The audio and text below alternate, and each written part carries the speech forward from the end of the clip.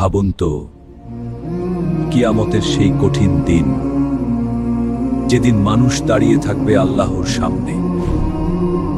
কিন্তু সেই দিনে 7 শ্রেণীর মানুষ থাকবে আল্লাহর আরশের ছায়ায়।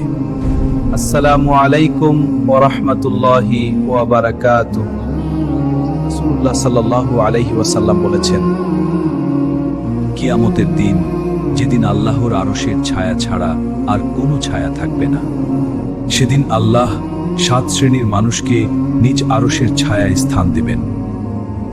এই ভিডিওতে আমরা জানব কারা সেই 7 শ্রেণীর মানুষ যারা কিয়ামতের দিনে আল্লাহর আরশের ছায়া পাবে। তাই ভিডিওটি শেষ পর্যন্ত দেখুন, কারণ এর মধ্যে রয়েছে অনেক গুরুত্বপূর্ণ ও শিক্ষণীয় কথা। চলুন জেনে নিই কারা সেই সৌভাগ্যবান মানুষ যারা কিয়ামতের দিনে আল্লাহর আরশের ছায়া পাবে। প্রথম ব্যক্তি, একজন ন্যায়পরায়ণ শাসক। আমরা আপনার সাহায্য প্রার্থী, আমি তোমাদের পাশে আছি। হুজুর, আমরা খুব কষ্টে আছি, দয়া করে আমাদের সাহায্য করুন। আমি তোমাদের পাশে আছি, সাহায্য করব। যে ক্ষমতা পেয়েও মানুষের প্রতি অন্যায় করেনি, সেই শাসক আরশের ছায়ার নিচে থাকবে। দ্বিতীয় ব্যক্তি, একজন যুবক যার যৌবন কেটেছে আল্লাহর ইবাদতে।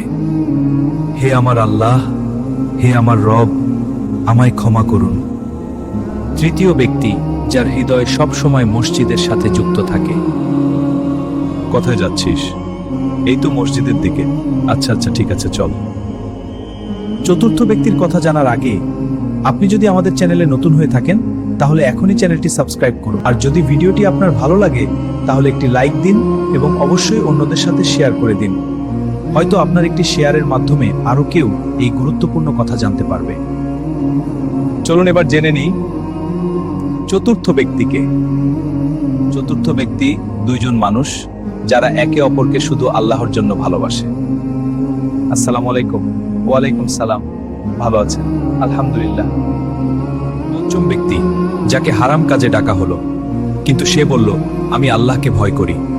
অর্থাৎ এমন একজন মানুষ যাকে কোনো সুন্দরী নারী হারাম কাজে ডাকলো, কিন্তু সে দৃঢ়ভাবে বলল, আমি আল্লাহকে ভয় করি। এই ঈমানের কারণে কিয়ামতের সেই কঠিন দিনে সেই ব্যক্তিটা থাকবে আল্লাহর আরশের ছায়ায়।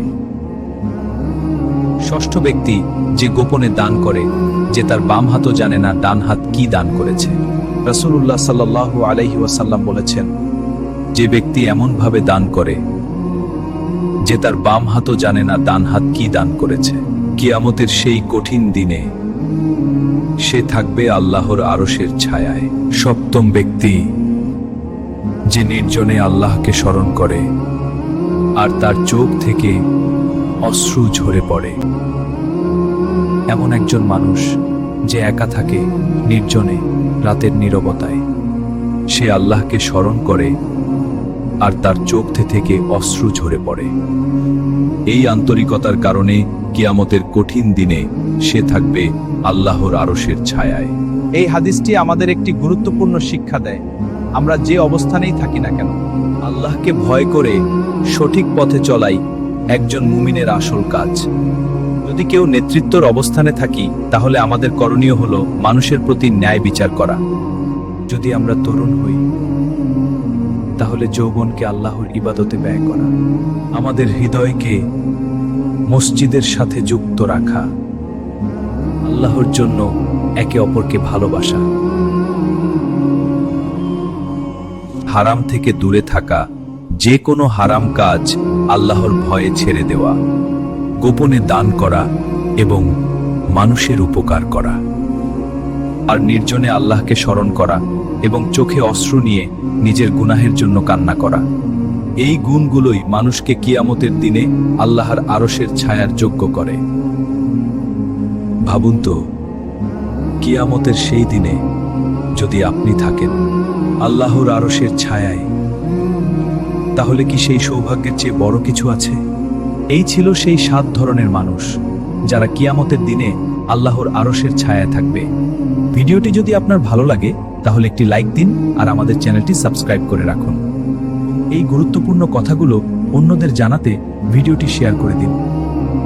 আপনার মতামত কমেন্টে জানাতে ভুলবেন না। আল্লাহ হাফিজ।